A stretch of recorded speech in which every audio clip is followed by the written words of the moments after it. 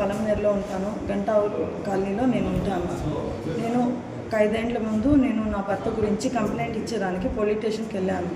ఆడు వెళ్ళి నాకు ఇట్లా పెట్రోల్ వేసి కాల్స్తానన్న దానికి నా హస్బెండ్ పోలీస్ వాళ్ళు చూసి వాళ్ళ మీద కేసు పెట్టారు. అప్పుడు ఆ కంప్లైంట్లో నేను మొబైల్ నెంబర్ రాసిచ్చిన దానికి ఆ మొబైల్ నెంబర్లో తీసుకొని కిరణ్ అనే అతను 5 ఏళ్ళ నుంచి నాకు చాలా హరాస్ చేస్తున్నాడు. దానివల్ల ఈయన ఇట్లా సతాయిస్తూ ఉన్నాడు అనేసి నేను దేవేంద్ర అతను నాకు ఫ్రెండ్, ఆయనకి నేను చెప్పాను.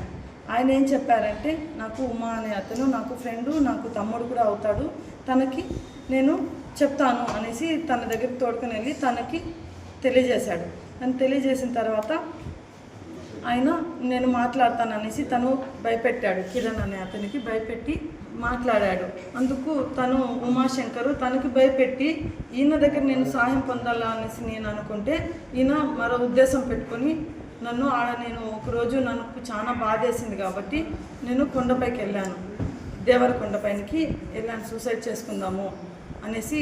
వెళ్ళిన తర్వాత నా భర్త గురించి వీళ్ళు ఇట్లా హరాస్మెంట్ చేస్తున్న వాళ్ళు దాని గురించి నేను దేవరకొండపైకి వెళ్ళాను. అక్కడికి వెళ్ళిన తర్వాత ఉమాశంకర్కి మిస్ కాల్ ఇచ్చాను. ఇట్లా నేను చాలా కష్టంలో ఉన్నాను అన్నయ్య, నేను చాలా బాధలో ఉన్నాను, ఇట్లా నేను చావేదానికి వచ్చాను, ఇప్పుడు నేను ఏం చేయాలో నాకు దిక్కు తోచట్లేదు అన్నయ్య అంటే, సరే నువ్వు ఏం భయపడద్దు వద్దినా నేను వస్తాను అనేసి నాకు చెప్పాడు. నేను ఎక్కడున్నాము అంటే నేను ఇప్పుడుదా పోలీస్ స్టేషన్లో వెళ్ళాను, నేను జాయిన్ అయ్యేసి ఒక